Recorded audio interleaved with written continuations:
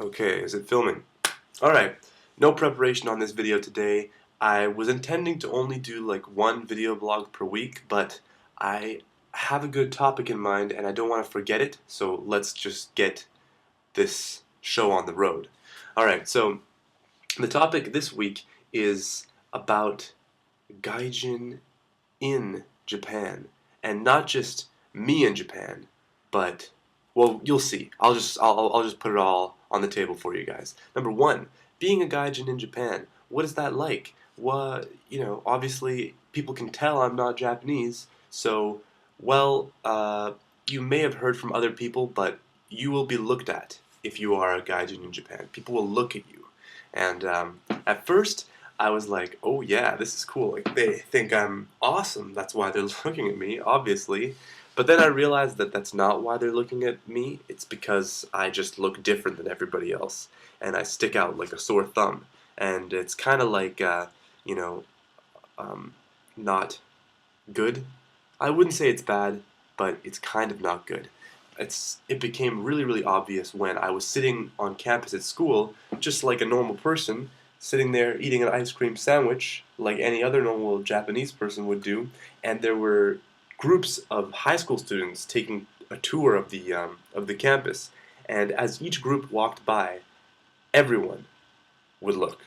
And I was fortunate because I was wearing my sunglasses, so people couldn't tell which direction I was looking.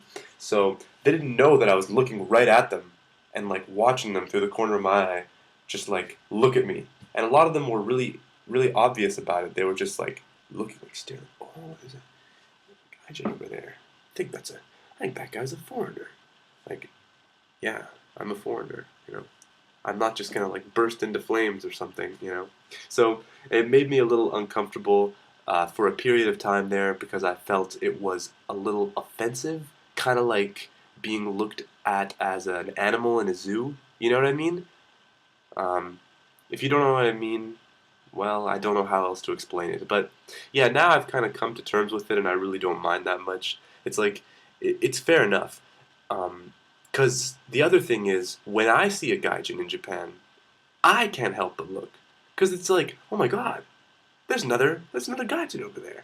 It's like, there's another foreigner. Oh, by the way, gaijin means foreigner. It's kind of like a shortened version of gaikokujin, which means foreign country person, or like outside country person.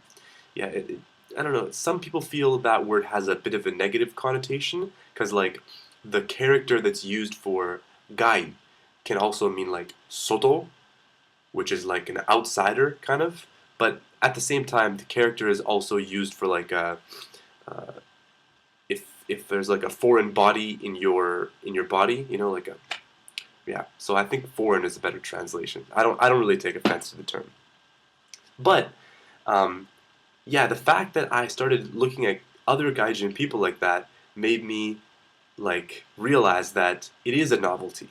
It is a novelty to have foreigners in Japan, especially Caucasian foreigners, I guess, or well, just foreigners that aren't Asian, I guess. Because obviously, if you're Korean or Chinese, you are a foreigner, but like you kind of look like the other Japanese people over here for the most part. So not that that's bad or anything, but you're not going to have quite as much attention thrust on you. And there's also higher standards for those people, I think, because they're kind of expected to like know the language and stuff.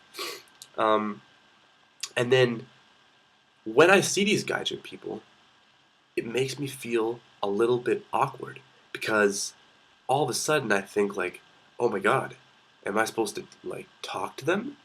So it feels like there's a bit of a gaijin fraternity going on, where this has happened on more than one occasion, by the way.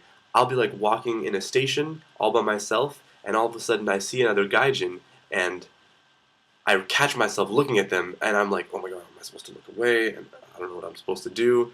But before I can even look away, they're like, and I go,